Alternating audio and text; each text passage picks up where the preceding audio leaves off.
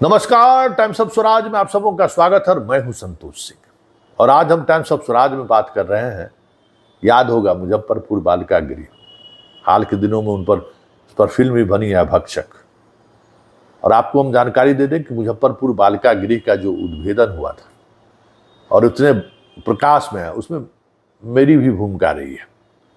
इसलिए उस प्रकरण का अपडेट हमेशा हमारे पास सीबीआई के या अनसोर्स से मिलता रहता है। तो एक बड़ी खबर आ रही है वहां से। खबर यह है कि 2015 में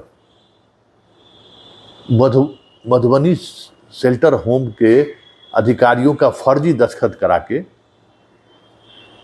फर्जी माँ बाप बन के एक लड़की को मुजफ्फरपुर के ब्रजेश ठाकुर के शेल्टर होम से ले जाया जाता है और उसमें पता हजारीबाग का रहता है।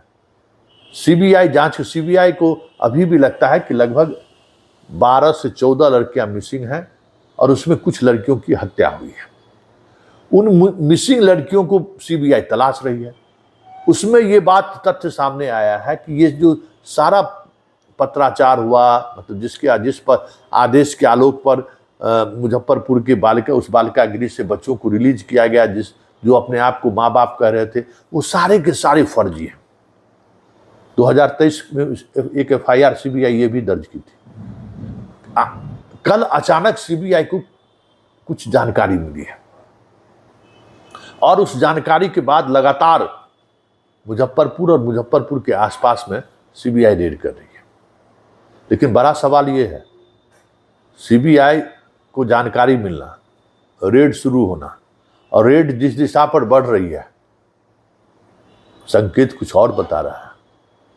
क्योंकि बार बार उस दौर में याद करिए कि कई सफेद पोश का नाम आया था, कई ऐसे लोगों का नाम आया था जिसका सीधा संबंध सत्ता के गलियारे में था। क्या सीबीआई का पुनर्जांच की शुरुआत सत्ता के गलियारे में बैठे उस व्यक्ति के तक पहुंचने को तो नहीं है? बड़ा सवाल है। क्योंकि जिस तरीके से मामलों में जांच अचानक शुरू की गई है, जांच समाप्त कर दिया था सीबीआई, एफआईआर दर्ज करके सो गई थी सीबीआई, लेकिन अचानक सीबीआई की सक्रियता बढ़ गई है। ये सक्रियता क्या जताता है? इस सक्रियता के पीछे वजह क्या है? क्योंकि जिन लड़कियों को लापता किया गया, जो लड़कियां गायब हुई हैं, उन गायब लड़कियों के संबंध में बहुत सारी बातें उस दौर में भी सामने आई थी कि कैसे उसको मुजफ्फरपुर से वैशाली की सरकार के एक पर्यटन विभाग के गेस्ट हाउस में ले जाया गया था, कैसे उन लड़कियों को पटना के सत्ता के गलियारे में घुमाया जाता था। बहुत तरह के सवाल इस तरीके के खड़े हुए थे और उसी में उस लड़की की भी हत्या हुई थी, जो लड़की बगावत कर दिया था। अब फिल्म भक्षक की शुरुआत उसी लड़की से हुई है। हालांकि उसका डेड बॉडी ढूंढने में सीबीआई नाकामयाब रहा है। सीबीआई बहुत सारे तथ्य अभी भी उजागर करने में नाकामयाब रहे हैं, जिसका सीधा संबंध सत्ता के गलियारे से है। लेकिन बड़ी बात यह है कि इस दौर में जब केंद्र की सरकार बैसाखी पर है और कई पॉलिटिकल पार्टी के समर्थन से एनडीए की सरकार चल रही है, ऐसे में उस मामले पर हाथ डालना, जिस मामले के सहारे केंद्र की सरकार सत्ता के उस तंत्र के सहारे खेला करना तो नहीं चाहती है, या फिर डराना तो नहीं चाहती है कि बाएं दाएं मत सोचिए, इधर उधर मत झांकिए, हमारे पास कुछ और एविडेंस है।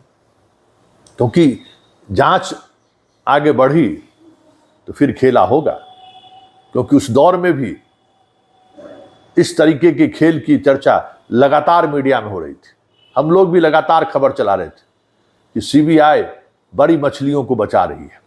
सीबीआई ऐसे सफेदपोश और अधिकारी, बड़े सीनियर अधिकारियों पर हाथ डालने से परहेज कर रहे हैं जिनके खिलाफ सीधे तौर पर एविडेंस है।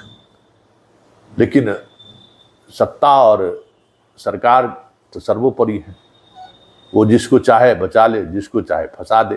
कहने के लिए भले कहे न हम फंसाते हैं न बचाते हैं।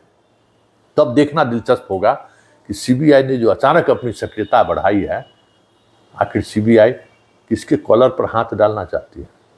सीबीआई की नज़र किस पर है? देखने वाली बात होगी, क्योंकि जिस दिशा में सीबीआई बढ़ रहा है उसका संबंध 2024 के केंद्र में जो सरकार बनी है उससे सीधा सीधा दिख रहा है।